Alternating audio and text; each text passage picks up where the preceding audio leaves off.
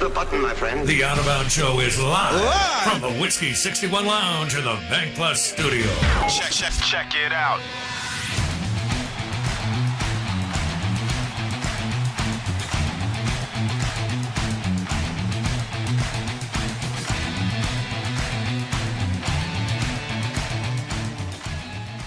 It's a Throwdown Thursday. Good morning, welcome in. That's driven by your next Ram truck at Mack Hike in Flowood. Jeep Wrangler, Jeep Grand Cherokee, MackHikeFlowwood.com. They had some good-looking Forerunners, too. MackHikeFlowwood.com. We're live in the Bank Plus studio. Our guests join us on the Yuengling Lager guest line. We are excited about this weekend. What a lineup of games. Out of Bounds, ESPN 105.9 The Zone. I do have to drop this for the A. For the A, baby. How about those Atlanta Braves? We have the Mississippi Braves here in town, AA affiliate. And Atlanta's not but an hour plane ride. And you can get there in about 5.5 hours driving. I haven't driven it in years and don't plan on it again, but I have flown through Atlanta several times recently. So, and I did go to an Atlanta Braves game. Shohei? You did. Saw the Angels. Yeah, Angels and Braves in July. Because I hit SEC Media Days. I had to go see my favorite coach, Jimbo Fisher. That's right. And then I wanted to go to Rocky Patel's Cigar Bar, which is right outside Truist Park. It was a home run. Yeah. I had a great time. Yeah. And we have the Shohei Ohtani of the AAA, Steve Palazzolo on the line. Steve Palazzolo, NFL analyst, NFL insider, senior analyst, Pro Football Focus, PFF.com. And Palazzolo joins us on the Yuengling Lager guest line. Steve, how about my Braves, buddy? Yeah, first off, I was a 500 hitter in AAA one year. There's my Ohtani comp. Yeah, man, the Braves just demoralizing the Mets and trying to go back-to-back and make a little run here. The playoffs look like they're going to be fun. I have to tell you that we've had – this is pretty cool, okay? We've had Chipper Jones, John Smoltz, and Dale Murphy on the show. Oh, wow, you must be loving that. Yeah. Early, childhood, early adulthood for you, right? Look, just, man. All your heroes. I'm older than you. I'm in my late 40s. I want to say I'm in my mid 40s, but I'm not. And Dale Murphy, when I was 10 years old, was a god. I thought he walked on water, Steve. Awesome. And I got to go over to Fulton County Stadium, and I wore my All-Star uniform. That's how big a dork I was, with sweatbands, to Fulton County Stadium to watch Dale Murphy play for the Atlanta Braves. Two-time NL MVP. All right?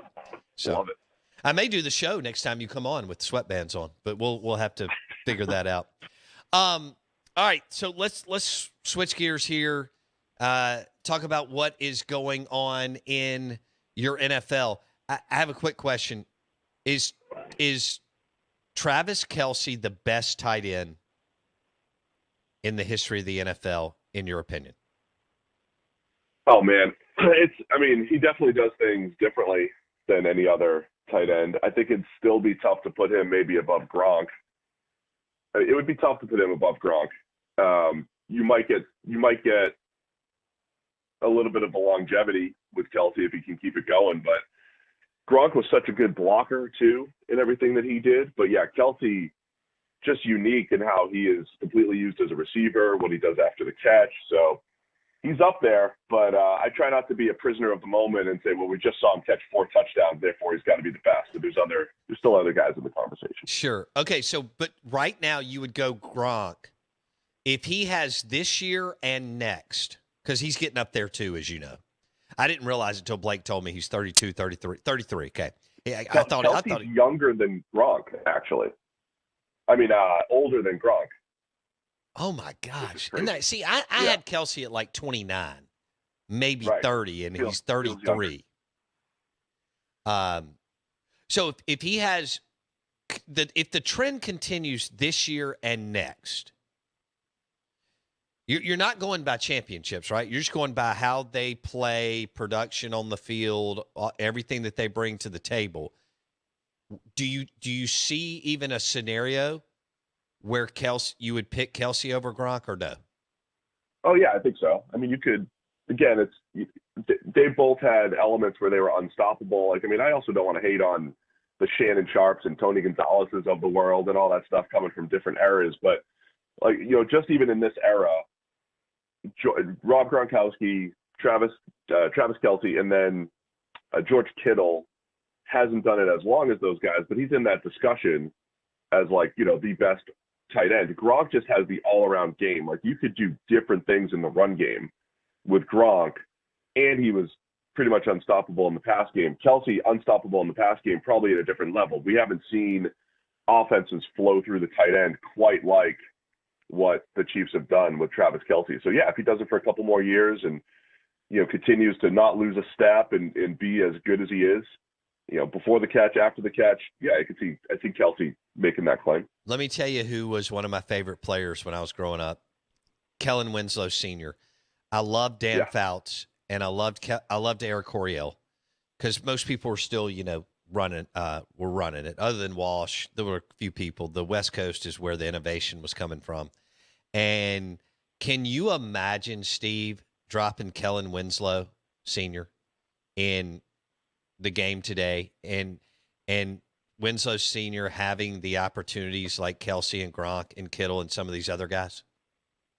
Yeah, I mean, you have to take that into account. You know, like Travis Kelsey gets opportunities in the screen game on underneath stuff or whatever it might be. It's just a different game. So you always have to account for that. And it's easy for us to say, well, these are the best quarterbacks we've ever seen, or these are the best whatever we've ever seen. But it really is a different game. You don't see that in other sports, the adjustment for era that is needed. I mean, it's almost every decade in the NFL. The 80s look different than the 90s, which look different than the early 2000s, which looks different than what the game looks like right now. Steve Palazzolo, Pro Football Focus, PFF.com on the Yuengling Lager guest line. So who do you have Jerry Rice as the number one receiver of all time, or do you have someone else? No, I think Rice has to be, because, you know, it's a combination of domination and longevity with him. You know, it's not longevity of just racking up stats. I mean, Jerry Rice was good even with the Raiders and late into his career for the most part. So he dominated his era. He was the best of his era, and he did it for such a long time. I think it has to be Jerry Rice, even though you definitely have these, you know, spurts of Randy Moss that were special or whatever it might be, and, you know, Bob Hayes back in the day. But, like, Jerry Rice is the total package as far as receivers go, I'd say. Yeah, it's really remarkable. And that's another one. Even though Walsh was innovative and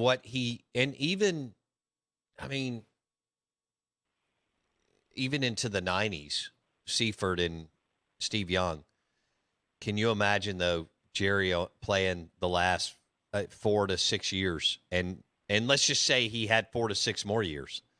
Holy smokes. Who knows? Yeah, well, I mean, we're talking all this year about how much are the receivers going to affect quarterbacks on new teams. A.J. Brown, Tyreek Hill, Devontae Adams.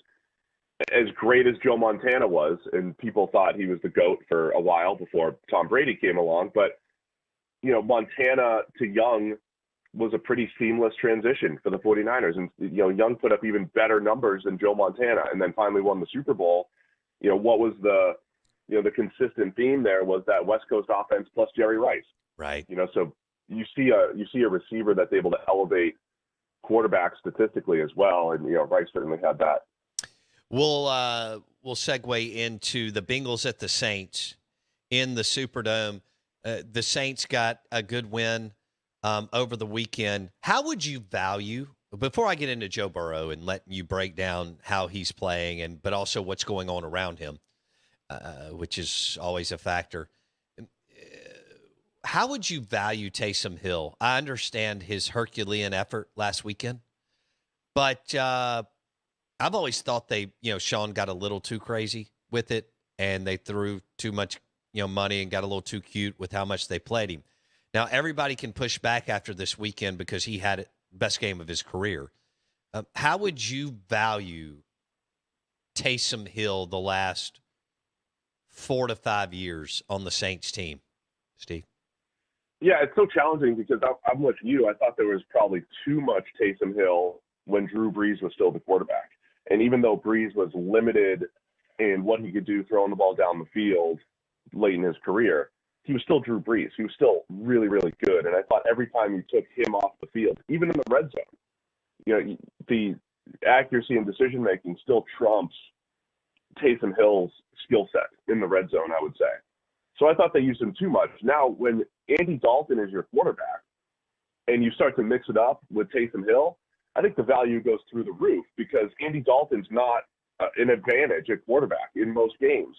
So how do you bridge that gap? Well, what the Saints were doing was throwing 7 offensive linemen and 3 tight ends and Taysom Hill out there and saying, here, try to fit the run against this. Try to handle QB power and QB sweep and, try to handle this. And, oh, by the way, we're going to throw it sometimes. And, oh, by the way, Taysom Hill's going to be a receiver sometimes. So I think there's a ton of value in that. Now, it's tough. It'll be tough if the Saints try to chase that game every single week. If they try to chase last week's game where Taysom Hill runs it 10 times and has to get a couple passes and they have to use him as an H-back and all the special team stuff, that's where it's a challenge. That's where I think if you chase that too much, then at some weeks you're wasting 10 to 15 plays.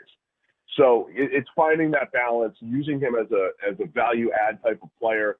And last week was the extreme version of that because everything they did worked, including the 60-yarder to seal the deal. So I like the idea of players, speaking of Ohtani, I love the idea of players filling multiple roles and being valuable in multiple areas in today's NFL. It's just tough if you overrate it and always try to have, Taysom's got to get his 10 carries because he'll have one game where he has 10 carries for 30 yards and it's going to feel like you wasted 20% of your plays. So you just have to find that balance. So it's almost like in the NFL, you can only do that once a year, right? Because the coaching is so good. There's not, a dime's worth of difference in any of the teams for the most part. Great job by Dennis Allen and the offensive staff. But you check that box, you probably can't do it again. Is that where you're going? It's not necessarily that. It's that if you game plan every single week and it's like, all right, Taysom Hill has to get his 10 carries, are you missing out on, say, Chris Olave development or, are you missing out on a Chris Olave deep ball once per game? You have to think about the trade-off because you hear this cliche on broadcast. It's like, well, the defenses have to account and practice for Taysom Hill. It's like, well, the offense has to practice that too. They have to spend practice time practicing the Taysom Hill package as well. Both teams have to practice these things. Right. So if you spend a lot of time incorporating Taysom Hill into your offense, are you taking away from practice time for Andy Dalton and his receivers and Jameis and his receivers when he's back, all that stuff, right? So we saw that with the Wildcat, right? Like teams spent all day adding the Wildcat to their offense to average 3.5 yards per carry in a different creative way, right? It's like that's a waste of time when your quarterback probably needs a few more reps. Right. So I'm oversimplifying, but I'm just saying it's a nice thing to have that'll show up a few times in your own. I like it. Steve Palazzolo, Pro Football Focus, PFF.com on the Out of Bounds show. All right. Tell me what you and the group at PFF.com, how you've rated what you see with Joe Burrow and what's happening around him this year for the Bengals.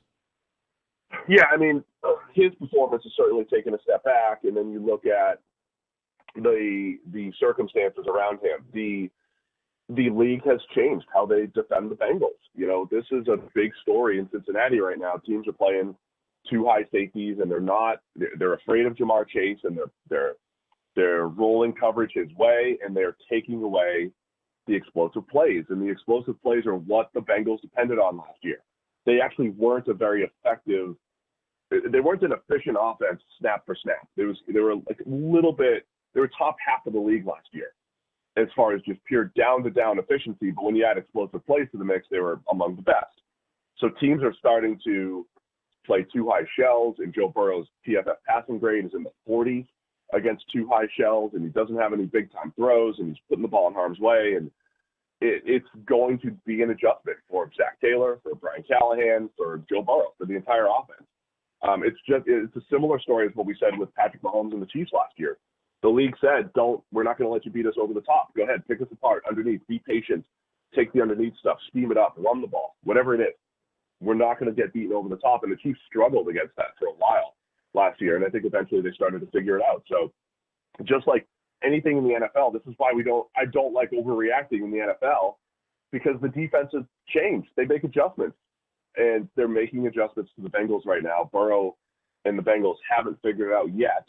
I think they will at some point, but right now, they're struggling because teams are taking away their bread and butter, which is downfield pass. What do you make of where we are in the game right now? We had this offensive explosion, quarterback play better, wide receiver play deep, better. People going 4 wide, and these tight ends that you just referenced earlier in the show that are actually being used. I understand that there were others that came along from the 60s through the 90s that just weren't leveraged. But all of a sudden now people are asking the question, where are we at the quarterback position? The Commanders, the Bears, Wentz, Mariota, Brissett, Matt Ryan. What are the Panthers doing? What are the Steelers doing? I mean, you could go on and on here. Maybe what the Patriots will do. What do the Browns really have? Steve, how would y'all do this every day? And I know we'll have an influx of talent through the college game, but will we have that much over 2 years? And last year's draft, people are still not sold on the guys that came in the league. Where are we as far as QB play in the NFL? And with Rodgers and Brady on hole 17 or 18. Sorry, go ahead. Yeah, I mean, if you had asked me 2 or 3 years ago, I would have said the league is going to be in for an exciting time because Brady and Rodgers and Breeze are going to get old and retire, and we don't know who the next great quarterbacks are. Now, Patrick Mahomes has emerged, and Josh Allen has emerged, and maybe Justin Herbert, and, we'll see, Lamar. But I still think we don't have that clear cut like we had over the last 20 years. We know it's Brady, Rodgers, Manning, and Breeze. In any given year, some other guys can kind of play at that level. I don't know that we necessarily have that. So I think we have all those teams that you mentioned that have quarterback questions. They still have starting caliber quarterbacks. I think there's a lot of starting caliber quarterbacks, guys that you can win with if everything's right. You don't have a whole bunch of the top 4 to top 8 guys, I don't think, that are going to carry the team regardless, right? So that's where I think it's going to be interesting. And I think the next 10 years in the NFL, I don't think you're going to see one team win 4 Super Bowls or anything like that. You're not going to see a Brady Patriots type of run where they win 3 in 6 years or Brady wins 4 in 7 years, whatever that is. I think you're going to see, random teams like the Rams and Bengals going to the Super Bowl. I think you're just going to see more of that. And I think the other thing is that's happening this season in particular is defenses. The same thing they're doing to Burrow. They're really doing that across the league. They're trying to take the ball out of the quarterback's hands a little bit and saying, okay, just hit the underneath stuff. We're going to play more zone. We're going to take away big play opportunities. So just, take the easy stuff, so to speak. So it might take a little bit of the onus off the quarterback, and it puts a little bit more, I think, into the coaches, the scheme, the playmakers, and what they can do underneath, under 10 yards rather than the downfield passing attack. I think that's another interesting change we're seeing in the NFL is the way defenses are attacking offenses right now. Okay. What are you looking for in the Cowboys at the Eagles Sunday night football? I guess obviously Dak playing up in the air. Just walk me through if Cooper Rush this, you think this. If Dak plays, maybe this. He may be rusty. He hadn't played with a lot of these guys much. The Tampa Bay game was a disaster. What are you looking for in Cowboys at Eagles? I'm going to assume Dak's not playing. I think they are going to hold him out one more week. I mean, the matchup to watch is Dallas's pass rush against the Eagles' offensive line. It's our number 1 graded pass rush for the Cowboys, and then the number 1 graded pass blocking team with the Eagles. So the Eagles' offensive line, pretty much every single year except maybe 2019, has been one of the best in the league. They're so good schematically. They do a lot in the run game. They're good protecting the passer, and we've seen what the Cowboys have been able to do. You have to give attention to Micah Parsons, and that opens up opportunities for the other guys that are stepping up and having good seasons for the Cowboys. So to me, it's that trench battle, and it's Jalen Hurts in a big game against a good defense. Can he make the big throws that he needs to make in a crucial game here with the Eagles as front runners, not underdogs. As they become, they're a 5-0 team now. It's not like, let's see what Jalen Hurts does. He's a second rounder. Let's see, now they're the front runner. They're being chased by the rest of the league. Let's see how they handle that in a big game. I like that. The Eagles are favored by a touchdown. So there you go. And that's pretty much a lot of points in the NFL. They're favored by 6.